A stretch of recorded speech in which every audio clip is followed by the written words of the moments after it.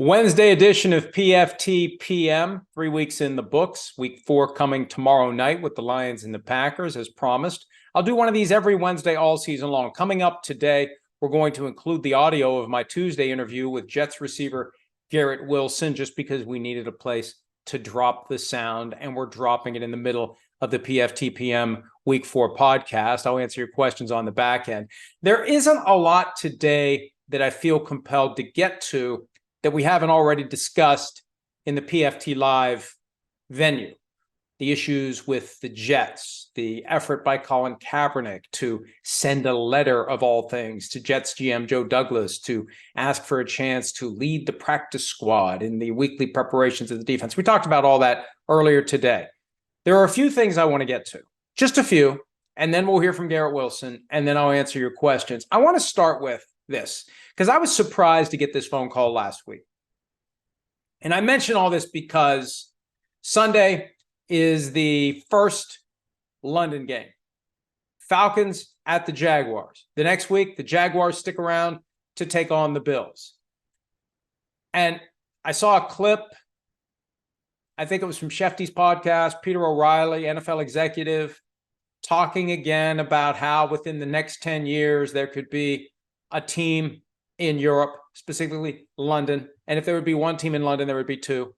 Last year, the commissioner, at this same time as these games were happening, throwing out the possibility of 4 teams, a full division in Europe, a couple in London, maybe one in Germany, maybe one somewhere else. They're talking about playing a game in Spain, game in Brazil. So I understand that every year there's urgency to create interest in the games by dangling this carrot that the horse may never catch of having a team full time. And for the last 10 years, it's been, well, within 10 years, there'll be a team overseas. It's something that reminds me of when Tom Brady, before he said he was going to play till he was 45, he would say, I'm going to play 10 more years, 10 more years, 10 more years, 10 more years. Eventually, he had to say 45. The NFL, 10 more years, 10 more years, 10 more years. What if this is all it's ever going to be? There are too many factors and too many issues that come into play when you talk about moving a team to another country. You've got tax issues, exchange rate. You've got players who won't want to live in Europe. You've got road trips that last not Saturday night to Sunday night, but 3 weeks, maybe longer, when the team in Europe comes back to the United States and plays multiple games instead of going back and forth and back and forth and back and forth like any other team. You've got issues with postseason games. If a European team hosts a game on a Saturday after the regular season ended on a Sunday, and a team like the Chargers has to play at the team in Germany, it's a hell of a flight with only 6-day turnaround. Now you could say, well, those games will be played on Sundays, and there are ways to buy a little more time here or there. It doesn't change the fact that you got a team flying from California to Germany or elsewhere in Europe to play a postseason game. So there's a lot of stuff.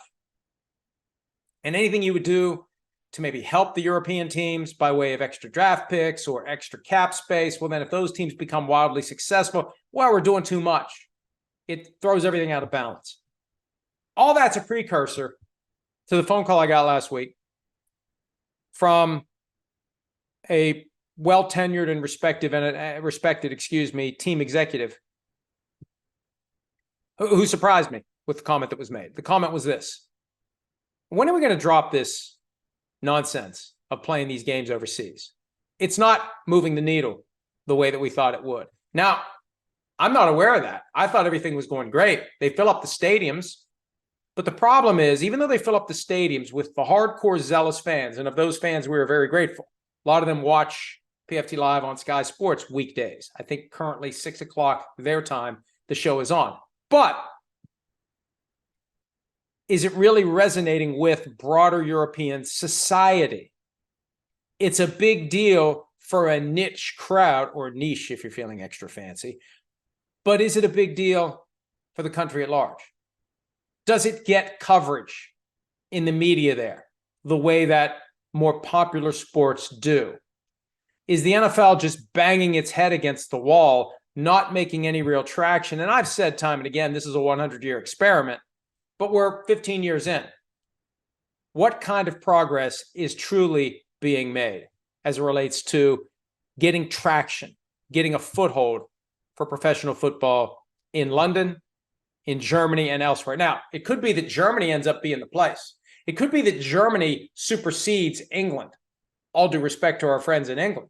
But Germany got Chiefs Dolphins this year after the way that Germany welcomed the Bucs Seahawks game last year, and it felt like a conference championship game. That's how Peter King explained it. So maybe some other country emerges as the one that becomes the home away from home. I was just surprised to get that phone call last week with that note of exasperation from someone who's been in the league for a long time as to why are we still doing this? It's not working. First I'd heard of it, and I'm going to continue to listen for those kinds of indications. But is it really working? How much longer will it last? Will there ever be teams in other countries, or will it just be this variety pack of games that go from the US to Europe or elsewhere 4, 5, 6, 7, 8 times per year?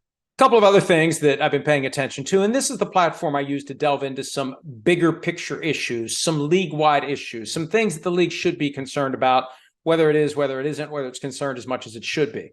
I saw something yesterday. I mentioned this briefly on PFT Live. There is a company, and I have it right here. It's called Genius Sports. It is the exclusive data and sportsbook video partner of the National Football League. It has a new product called BetVision.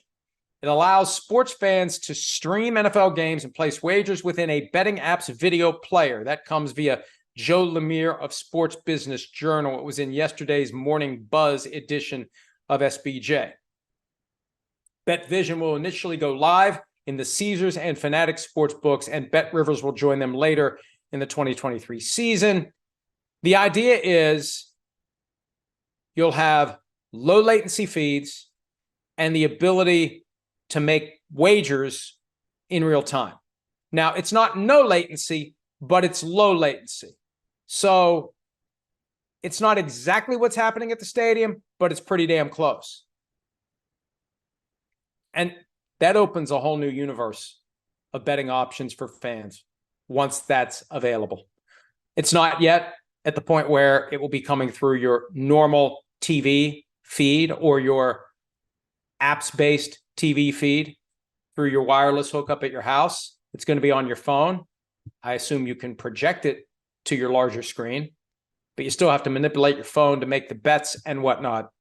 This is one of the steps that I've been anticipating from the moment the Supreme Court opened the floodgates for legalized sports wagering, because it makes every game, no matter what the score, into basically a casino in your house. You know, when you walk up to a craps table, even if you don't want to do the whole, bet on the shooter to win or bet on the shooter to lose, and the odds are actually better if you bet on the shooter to lose, but the people at the table don't like that. You've got all these other things you can bet on that are determined one roll at a time. Snake eyes, there's odds for that. The field, which looks great, looks like a lot of numbers, a lot of potential numbers, but the odds are just rigged enough so you're more likely to lose than win over time. But you can do one roll at a time, independent of anything that's helping at the craps table. You can do whatever you want one roll at a time. Well, the same thing with this. Doesn't matter if you bet on the game from a winner and loser standpoint, either money line or with the points taken into account. Doesn't matter if you made prop bets, first touchdown scored, over under for yardage totals, etc. Just watching the game. Couple bucks on this play. And I don't know how granular it's going to be. I can imagine at some point it's going to be as simple as run or a pass. I mean, they'll try to do it if they get the odds right, so you can bet on anything and everything that happens. How many yards are gained? Who gets the ball? Is it a first down? Will it be a touchdown? Will this play be a run or a pass? Who will the pass go to? Who will throw the pass? Although that one probably is a little bit too lopsided. But there's all sorts of ways it can go. And it's another example of how the NFL needs to be vigilant about inside information. Because if we're making bets based on not just the outcome of a play, but the premise of the play, run versus pass, if somebody knows that, if somebody has access to that information, if somebody's signaling to someone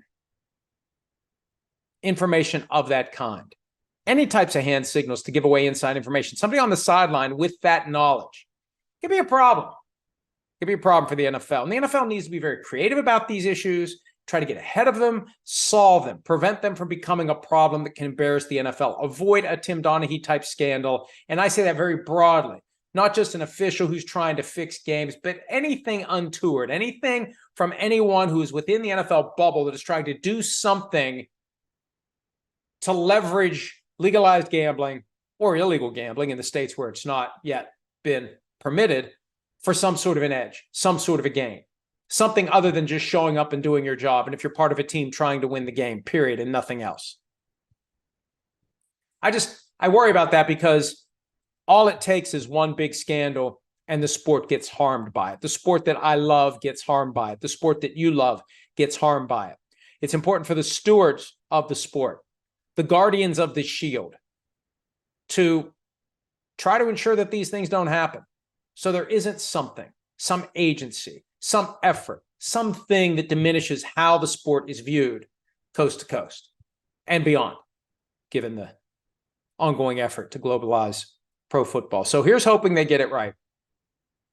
I mentioned in an item at PFT, I got a manuscript that we're trying to figure out what to do with it that delves into some of these issues. It's obviously, number one, an effort to be an entertaining, compelling, character-driven page turner, but at the same time, since I know so much about these issues, I think so much about these issues, I try to envision a not too distant future, but an undefined future where there's more teams, more games every day, and this ability to bet in real time on something as simple as run versus pass and how that can go haywire if you have one person who gets in with the wrong crowd and sees it as a way to supplement or dwarf his football income simply by tipping someone off to what's coming next on that next snap.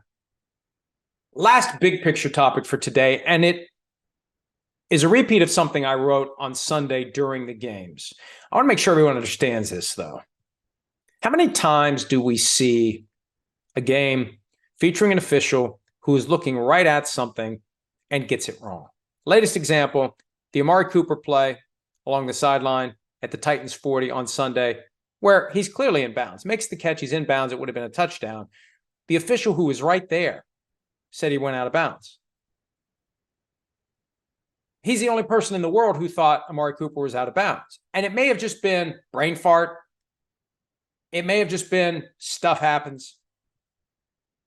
But it's a prime example of why officials need to be full-time. Because when they're not full-time, it becomes easy for someone like me to say, hey, if that guy had been a full-time official, maybe he wouldn't have made that mistake. If that was his only professional focus, if he wasn't distracted by his regular job, if he didn't have an issue where I got to get to the airport after the game because I got to get home because I got this going on tomorrow in my law practice or whatever it is that I'm doing. If your only focus is this game, here and now, and when I'm done, I'm going to go to Dallas or Kansas City or some central location. We're going to have meetings for a day or two. We're going to focus on everything as relates to trends and making sure that there is consistency among the calls and doing things to ensure that guys don't make mistakes in those moments. If you do that, yes, there will still be mistakes, but it becomes much harder to say that the mistakes are the fault of the league because the league treats it as an oh, by the way occupation. The league has been cheap about officiating. It's been cheap about the head of officiating. Dean Blandino himself, after he left the NFL for Fox, told me on PFT PM 5 years ago or thereabouts, the NFL doesn't value that position of the VP of officiating. That means the NFL is cheap. The NFL is cheap in so many ways. All the technologies that could be embraced, whether it's at the goal line, whether it's something higher tech than 2 sticks with 10 yards of chain that sometimes get bungled up and sometimes requires an index card to determine whether or not the first down was achieved. There's so many ways the game could be and should be reimagined. I think they need to tear it all down, the officiating function, and build it from the ground up in light of what's available today. But whether it's money, and someone suggested to me recently, it may just be they don't want to put the effort into it. It could be laziness. Why do we need to do it? Why do we need to do it? Game's fine. Game's fine. Bad calls happen. For every bad call, there's a good call. You get burned this time, next time it'll help you. Why are you complaining? And I remember the time that Jeff Fisher, who was coaching the Rams at the time and was on the competition committee, co-chair with Rich McKay, he made some flippant remark along the lines of, well, we want to give you guys some things to talk about in the media. Well, thanks, I guess, if you want us to talk about how the NFL is cheap, how the NFL is lazy, how the NFL isn't willing to do what needs to be done to safeguard the integrity of the game. As someone said to me recently, if we're going to get twisted up about integrity of the game issues because some guy is sitting in the locker room during off-season workouts, placing a bet on his phone on some other sport, and that's an affront to the integrity of the game, why are we not doing everything we can to ensure the best possible officiating, the best possible technology, the best possible calls, getting it right more often than not? And yeah, you know what?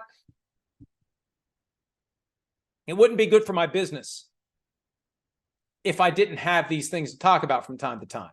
But I'd gladly make that trade-off because we'd find other things to talk about.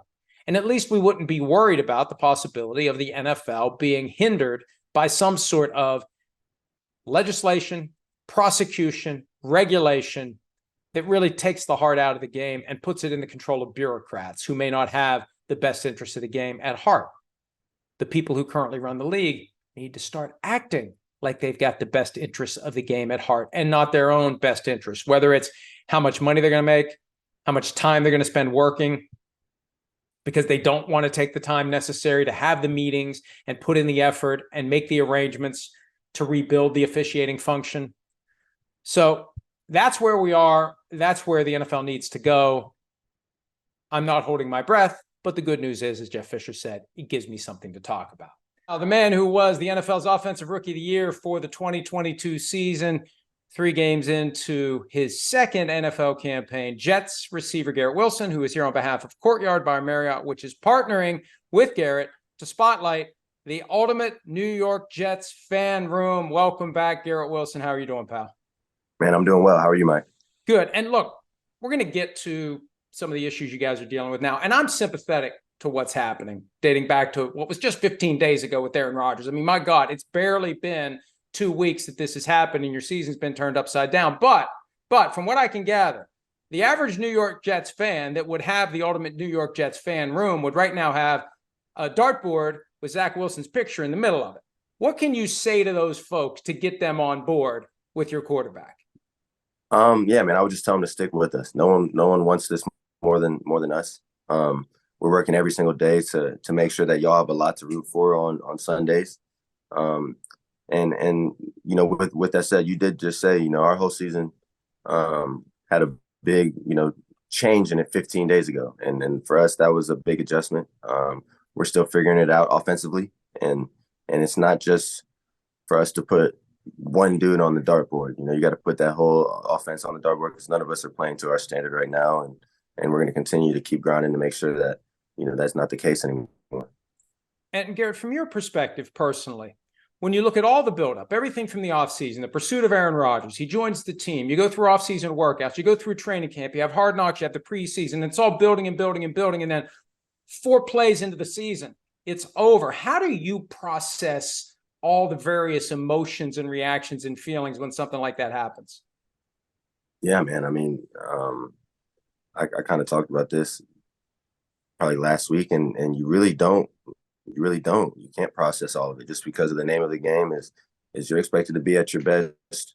In that case, it was 10 minutes after or 5 minutes after or the next day at practice. You're expected to be at your best and compete at a high level. And the reality of it is we play a game that's violent and stuff like that can happen, man. You never want to see it happen, but we know what we put on the line every time we take that field, and things like that can remind you just how precious it is to be playing and to be out there at that moment.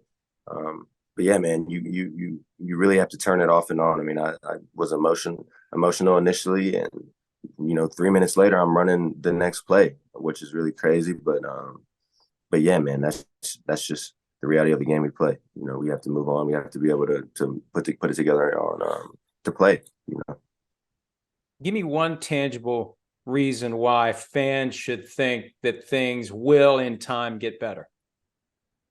Because you see glimpses of every week, every single week. You see what we can be. You know, we put it together for one drive, two drives, and we look good. But it's about bottling that up and making it a consistent thing. And that's what we're trying to find right now, how we can bottle that up and take it in the next week so that we can, you know, start off the game rolling like that. You know, we've started slow in the past, and that's what we've done these last 3 weeks. We started really slow, and that we don't want that to become our identity. But the last 3 weeks we've started slow, and that's what it is. So if we can try and figure out why we're playing better at the end of the game, or why we score more points at the end of the game, and take that into next week, that's what we're trying to do, man. And I know coach is on that, and I trust our people upstairs. But as players, you know, just knowing that our mindset at the end of the game is like, let's go win the game. Let's go take back. We have to bottle that up and take that earlier into the game as well. On Saturday night, your Ohio State Buckeyes won the game at Notre Dame on the final play. And you guys almost won on the final play. Take me through the Hail Mary. I watched every angle of it. It bounced off your shoulder at one point. Take me through what you did on that play and what you were looking for. Yeah, I mean, it all happened fast. We had the big play before for about 30 yards, got down to a point where we could, you know, had a chance to throw a Hail Mary. And you're kind of tired. You got to go run it down, man. It's everything on this play. You know that you have a chance. And for us to even have a chance to win at the end of the game felt like, you know, we got something that maybe we didn't deserve. You know, for us to even have that chance to throw it in and have a chance to win the game. So, yeah, man, you're running down. And I'm kind of remember not being able to jump at all, but not knowing why. And then you watch the film and you're like, oh, he's boxing me out. You know, you see why you can't move. But yeah, man, I thought I had a play to jump up and catch the ball straight up. I couldn't jump, so the ball goes over and it hits off something, and then I see it come back into my field of view. And yeah, man, it was a near miss. One of those things I didn't put much thought into. You know, it's a near miss, and you never want the game to come down to a Hail Mary to win. You know, just based on how we played as well, offensively. But that's what it was, and we did have it. You know, and it was a near miss, and fact that we were in that game is, you know, maybe another reason why our fans should continue to stick with us, because we can put it together and turn these games and end up winning these here down the road. So that's what we plan to do, and yeah. With the change from Aaron Rodgers to Zach Wilson, has anything changed about your game? Have your pass routes changed? Anything about how you go about what you're assigned to do? Is it different with Zach instead of Aaron Rodgers? No, for sure. Yeah, I mean, there's definitely some things that you're asked to do with Aaron that you aren't asked to do with, you know, other things, and vice versa. For me, you know, my job is to make the quarterback's job as easy as possible, and that's how I've always, you know, kind of trying to look at it. So yeah, you know, making Aaron's job easier was different than making Zach's job easier. You know, and that's the best way I can put it. I got to figure out different ways to make that happen for you know, no matter who's throwing the ball. But yeah, you know, that's how I look at it. You know, I got a few adjustments I got to make now to do this, to make that, and just like when I was playing with Aaron, you know, and that adjustment that I had to go through initially, to try and figure out how to make his job easy. You know, it's all a duality of it when it comes with receiver quarterbacks. You know. Last question until I let you go. I know you're busy. Any message for Mac Jones for what he did to your teammate Sauce Gardner with the little flick to the sensitive region? I'm gonna stay away from that one because I don't. I mean, so why, you don't want him to do it to you in the next game? Next, yeah, I don't know. I'm gonna let them handle that. Tell us what you got going on with Marriott. I talked about it briefly, but I want to give you the chance to give us the full pitch for what fans can do to get the ultimate New York Jets fan room.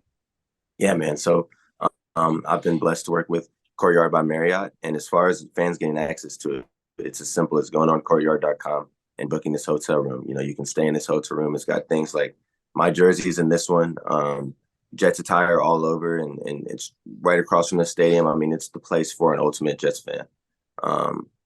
Yeah, so, you know, you can use this to segue into your next day and go to the game, go tailgate, go to a bar to watch the game, whatever it may be. But if you're a true Jets fan, and I know we got some out there, man, some really loyal fans, you know, this is a place that you should come stay at night because it's truly special. And yeah. Sunday night, Patrick Mahomes and the Chiefs come to town. When you're on the sideline getting ready for the next drive, how much of a temptation will there be to go over and watch Patrick Mahomes do Patrick Mahomes things, or at least try to? Yeah, I mean, I'm going to watch. I like to watch greatness. So, when we played Lamar in my first game, the start of my rookie season, I watched. When we played Josh Allen earlier in the season, and every time we play him, I watch, and I like watching Stephon Diggs and stuff like, just because to see what it looks like in person, it's really cool. And yeah, Mahomes is no exception, man. I can't wait to see what he puts on the field and have that challenge up against us to go match him on the other side. Being the offense, we got to go match. If we're gonna be in this game, we got to score points. And I'm excited for the challenge, man. I know we all are. Well, Garrett, you guys have been dealt a tough hand, but the reality is there's a new train coming down the tracks every week, and keep at it, and hopefully it'll turn the right way. We appreciate some of your time. We wish you all the best. Congratulations on all your success. Man, appreciate you, Mike. You take care, man. Thank you, brother. All right, we're going to talk about whatever in response to some of these questions. PFT, PM Posse. Jalen Hurts versus Jalen Fields. If Fields had the same same stability, system, franchise, coaching, etc. that Hurts has, do you think Fields would be as good or better than Hurts potentially? I don't know. I haven't seen enough from Fields to know. I do know that he's the most dangerous running threat at the quarterback position, or at least he was last year. Can he be developed into a passer? Something is missing in Chicago. Would it work for him with the Eagles? Would it work for him with the Chiefs? I think all the time about past quarterbacks who flamed out. Was it them or was it their circumstances? Was it something about their unwillingness to put in the time necessary, that they hit a ceiling that they weren't able to get through physically or mentally? The game was just too fast and it never slowed down. Their arm just wasn't strong enough. They didn't process fast enough. They just couldn't throw it accurately enough. Is it that? Or is it these coaches did not take the lump of clay that college football gave to them and mold it into a great quarterback? Recognizing the strengths, recognizing the weaknesses, designing the offense to get the most out of what the player does well, to conceal the things he doesn't do well, to help him get better at the things he doesn't do well, so he has no weaknesses. That's why I'm an opponent of the draft, even though it's never going away. If you're a quarterback, a great young quarterback, where you start your career has a huge impact on how your career goes. Think back to 1999. If Achilles Smith had landed with the Eagles and Donovan McNabb had landed with the Bengals, would Smith have become a fringe Hall of Fame candidate? Would Smith have become a guy that went to 4 straight NFC championship games? Would Donovan McNabb have washed out of the NFL as fast as he washed out of the NFL after he left the tutelage of Andy Reid? So I think it's a fair question. I just think it's too early to know whether or not Justin Fields would be Jalen Hurts and whether or not Jalen Hurts would be Justin Fields if you flip them. But in a time when we got some great quarterbacks approaching the NFL, I sure hope one of them becomes the one that lights the way for the others, that says, I'm not going to go to a bad situation. I'm not going to tie one hand behind my back as I try to make the most out of my NFL career. I can hope that will happen because I want as many great quarterbacks as possible to come to the NFL and flourish and thrive. And what it does, if you're a bad team and you get stiff-armed by that quarterback that you wanted to draft because your coaching isn't good enough, because your front office isn't good enough, because the team isn't good enough, because the organization is dysfunctional, nothing like that kind of accountability to get teams to try to become dysfunctional or less dysfunctional or sell the team to someone who'll be able to turn things around. You get a better league. You get a more competitive league if some of these bad teams realize they can't just sit back and be bad and hope that eventually they're going to find their savior in the form of a Joe Burrow. Curtis Schumann, or maybe Schumann. Any word from the league if they will stop showing 2 games at the same time on Mondays just to boost their ratings numbers? I think there's one more game this year with 2 simultaneous overlapping Monday night games. I don't like it. I've made that clear. I like 1 game at a time, and I definitely don't like having 2 games on and they go split screen on one of them, and that one is ahead of the other game that I have. I don't like that. 1 game at a time, and if you feel compelled to have overlapping games because you want to lump all of the ratings numbers into one bucket, which is what ESPN and ABC are doing, 22 million total viewers over 2 games. Okay. Okay. Think about your customers. Think about their needs. Think about what they want. Have they done any focus groups or polling about that? I can't imagine that diehard football fans, ardent football fans, would be happy with having to watch 2 games at once because you feel like you never get the full experience. I want to watch all of one game. Give them to me back to back on Monday night. Give me Monday night, Tuesday night. Give me Monday, Tuesday, Wednesday. Give me a game every night of the week except Friday and Saturday because under the Sports Broadcasting Act of 1961, that's not permitted lest the NFL lose its broadcast antitrust exemption.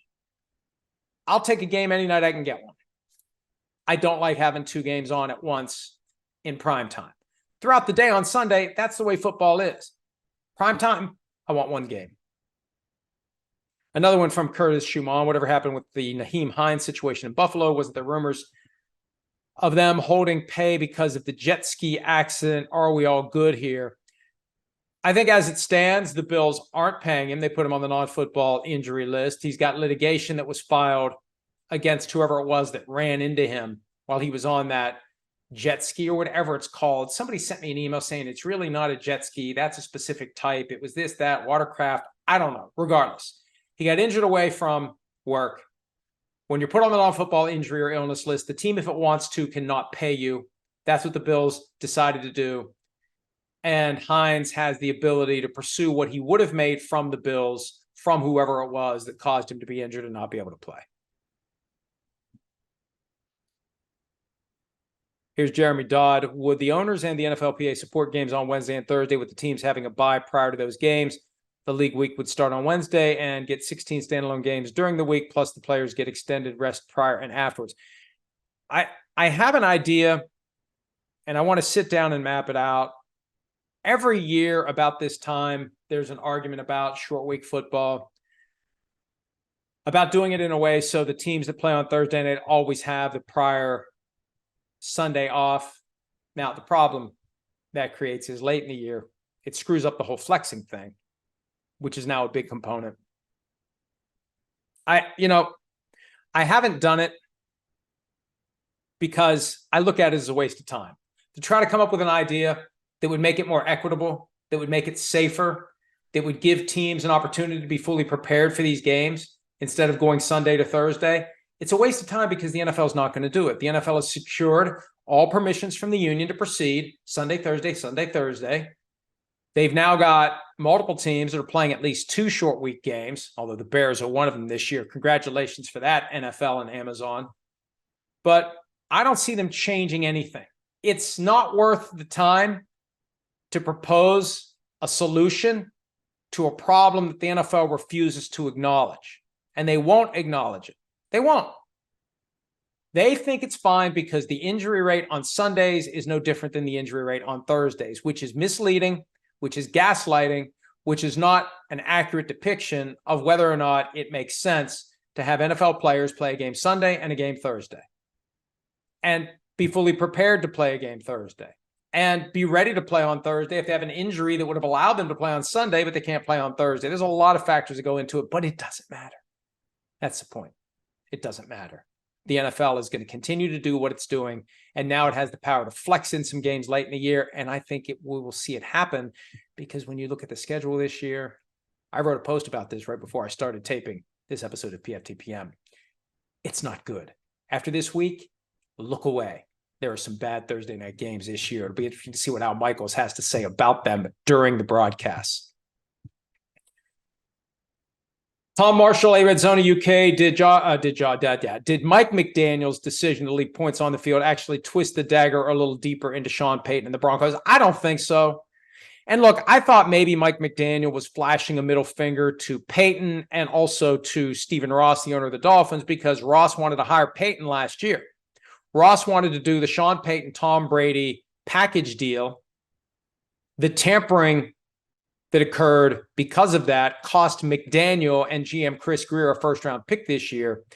And I asked Raheem Mostert about it after the game, whether he'd heard any talk about McDaniel trying to stick it to Payton because they wanted to hire Payton. And Mostert genuinely and authentically, I believe, said, that's the first time ever hearing that. He sounded surprised. So if McDaniel was trying to stick it to Peyton. He kept his mouth shut about it. And I don't think that not kicking the 3 points makes it worse.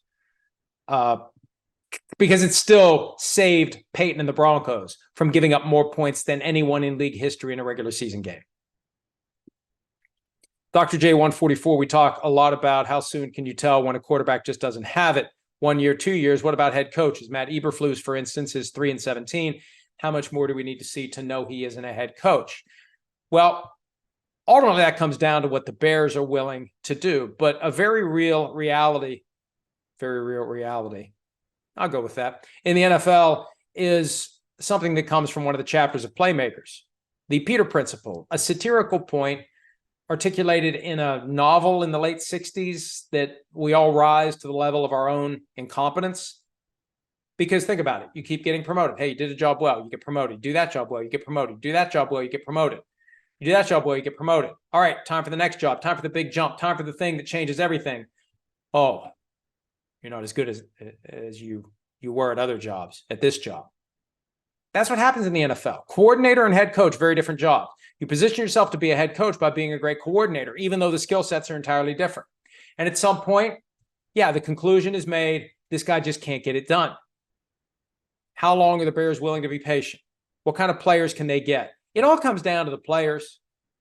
You suddenly become a much better coach if you have great players. Like Dick Vermeil said when he was inducted to the Hall of Fame. I became a much smarter coach when I got Marshall Faulk on my team. Look at Robert Saleh in New York. Things were great with Aaron Rodgers. Now you got Joe Namath calling for Saleh to be fired. Why? Because one guy got injured. That's it. Great player makes all the difference in the world. Stuart McCulloch, what's wrong with the Cowboys' red zone offense? Is it the difference in play calling between Mike McCarthy and Kellen Moore, personnel, psychological, or just a blip? I think it's too early to come to any broad conclusions. We're only 3 games in. What happens, though, with some of these early season trends, they can become a thing because the team starts thinking about it, the opponents start thinking about it. Maybe you try a little too hard to fix it, and it gets worse, and it gets worse, and it gets worse. But it's definitely an issue. I don't know whether it's going to last or not. We just need to talk about something based on the first 3 weeks. And for the Cowboys, that's one of the biggest problems that stands out for a team that otherwise is in pretty good shape. Another one from Tom Marshall, Arizona, UK. I'm heading to Jags versus Falcons on Wembley, or at Wembley on Sunday. Who needs the win more? I think the Jaguars need it more. They're 1-2. They weren't supposed to be. They're in a tough conference, not necessarily a tough division, but they can't afford to get in too deep of a hole. They've got the Colts coming up in a few weeks after they get back from London. But they need to get that spark. Last year, it was the loss to the Broncos in London that gave Trevor Lawrence and the Jaguars the spark they needed to get to the playoffs. They're underachieving so far this year. There were people who pegged them as the number 1 seed because of the ease of schedule. The fact that we were kind of overlooking this team that seemed to be on the rise. Isn't that how it goes for the Jaguars? Every time it seems like they're on the rise, the bottom falls out. We'll see what happens, but they need this one more. Falcons are in a weak division in the weaker conference. They can afford to lose this one and still find a way to contention. If the Jaguars fall to 1-3, and then the Bills game, if that doesn't go well, you're 1-4, you got a problem coming home to face the Colts, a team that was beating the Jaguars in the second half after that DeForest Buckner fumble return for a touchdown, and it looked like the Colts were going to win that game back in week 1. RB Roughnecks, a.k.a. Hunter Wallace, what do you think, or who do you think is the first veteran, not rookie coach fired? I think it's in order of heat. Kevin Stefanski, Matt Eberflus, Brandon Staley, Mike McCarthy, Sean McDermott. Riverboat Ron may get axed just because of new ownership, but maybe not until the offseason out of respect. I don't know who's going to get fired during the season. I still think it's too early to make those kinds of conclusions. Brandon Staley got a win, which is helpful. The Browns are looking pretty good right now. If they can play more like they did week 1 and 3 and not week 2, Kevin Stefanski won't be in trouble. I don't know what Kevin Warren, the new president of the Bears, is going to do about Matt Eberflus. Could he be fired during the season? Who would take over for him? It's just a bad situation all around. I don't think Jerry Jones fires Mike McCarthy during the season. There isn't really anyone that stands out to me as this person is in grave danger of being fired this year. There's only 4 teams left that haven't won a game, and I think all 4 of those coaches are in good shape. Kevin O'Connell, Sean Payton, Frank Reich, Matt Eberflus is the only one that I would be concerned about. And with all the embarrassments off the field, that could make it all come together and create a situation where the Bears do make an in-season change. Dilip Rao, a.k.a. Leapers 500, is George Payton in trouble? He's the GM of the Broncos, obviously. Who are the hot GM candidates as of now, and who would you like to see get a real chance? I don't know who the hot GM candidates are as of right now, and I try to avoid the business of getting behind relatively obscure front office people. I'll leave that to others in the media who are engaged in a thinly veiled effort to enhance their own access or to trade favors, get information, whatever the case may be, by championing the cause of somebody who's trying to become a GM. I'd like to think, well, not that I have anything against George Payton, but I'd like to think there's some scrutiny being applied and that he could be in some sort of jeopardy with Sean Payton. There were rumors that after the draft, Sean Payton was going to bring in his own GM. If what's happening in Denver is a result of the decisions made by personnel, at some point the guy in charge of personnel is going to be accountable. We'll see. But after what happened on Sunday in Miami, I'd say everybody's in trouble in Denver if this continues. The easiest path is to end it and get a win in Chicago, try to turn this thing around.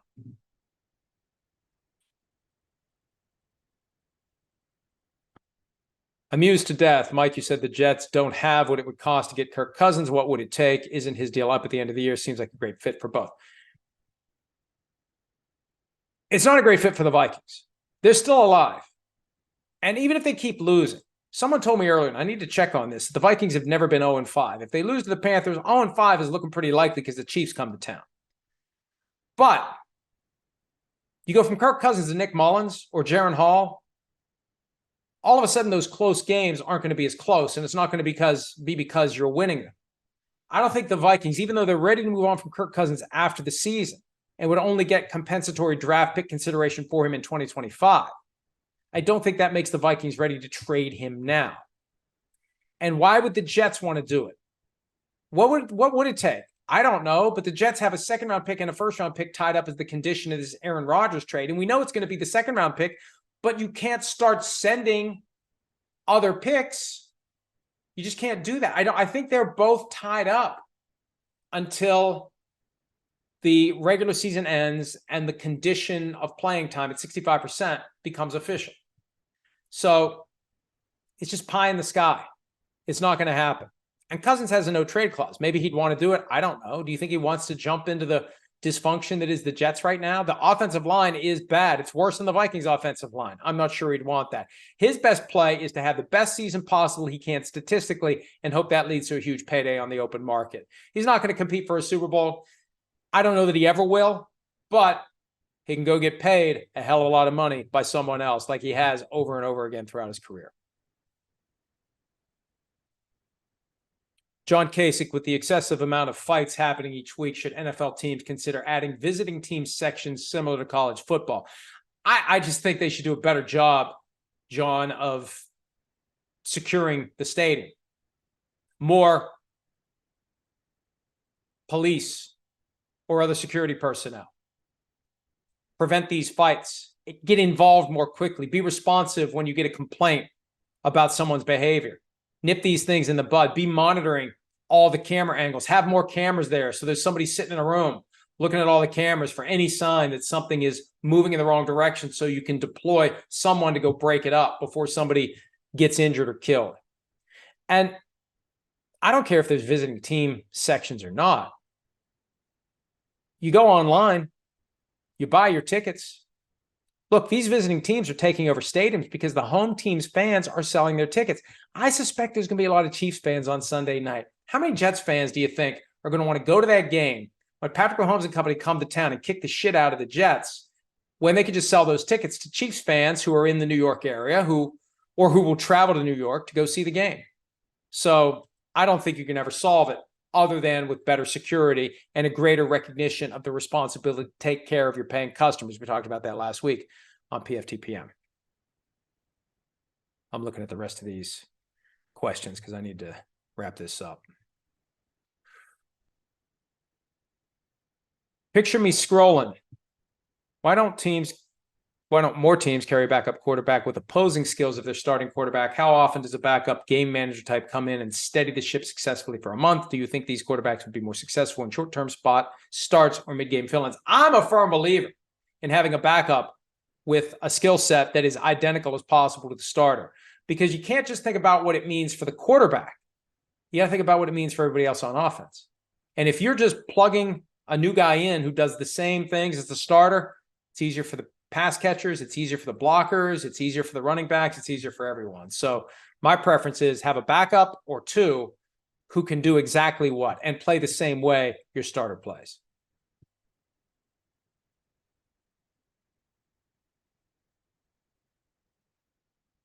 Amused to death. Hey, Mike, any chance we can rename the Eagles tush push to brotherly shove?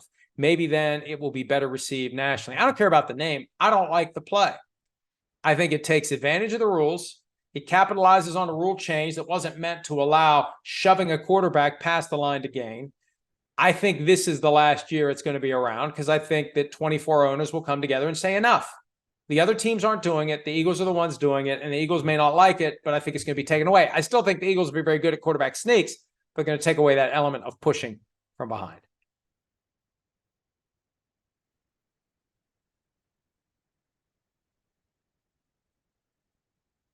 Dr. J 144, should we expect an outside the lines type report on Alan Williams in like a year? I'm not satisfied with the resolution of that. It definitely feels like the Bears are hiding something from us. I look at it this way. If there is something bigger going on, we'll find out about it when charges are filed. Some way, somehow, there will be further activities that make it clear whatever it was that was going on. And, you know, on one hand, it's a private matter. On the other hand, you take a very public job with a very public organization where a lot of people are invested, a lot of people care. The idea of brushing it all under the rug and keeping it all secret, I don't think it's acceptable, especially in an age where we should be embracing transparency in all aspects of professional sport because of all the money they get for their stadiums and because of the fact that people are now gambling legally on every pro sport. Fargo 800, do you think Mac Jones should be punished for his actions against Sauce Gardner? If so, suspension or fine? Well, it's already been leaked by the NFL to one of the NFL employees who cover the NFL that Mac Jones won't be suspended. I don't know if they see enough to fine him. You know, if we give any credence to what we heard last week about Deshaun Watson, well, we couldn't tell. What was it? It wasn't that we couldn't tell with certainty. They said it was something that it wasn't. They said it was inadvertent when he shoved away the official, which is just bullcrap. They couldn't tell with 100% certainty that Trent Williams of the 49ers punched an opponent in the face, even though I don't know what more you needed to see. These camera angles, you could say, if you want to give this guy a pass, are inconclusive, but it keeps happening with Mac Jones. He gets accused of something, and there's an explanation. Then he gets accused of something, and there's an explanation. At some point, the guy isn't being persecuted. At some point, the sheer number of accusations should tell people of sound mind and reasonable disposition there's a problem with this person. They're doing something they shouldn't be doing. Boy, that could apply to other things. Just the sheer number of credible, plausible, legitimate accusations. It all can't be a witch hunt. And at some point, they found a witch. And Mac Jones may want to wear that pointy hat before he passes along to anyone else, because I saw enough in the context of the video that's out there, even though it's not 100% certain. He did what he did. Why would Sauce Gardner make that up? Why would he make that up?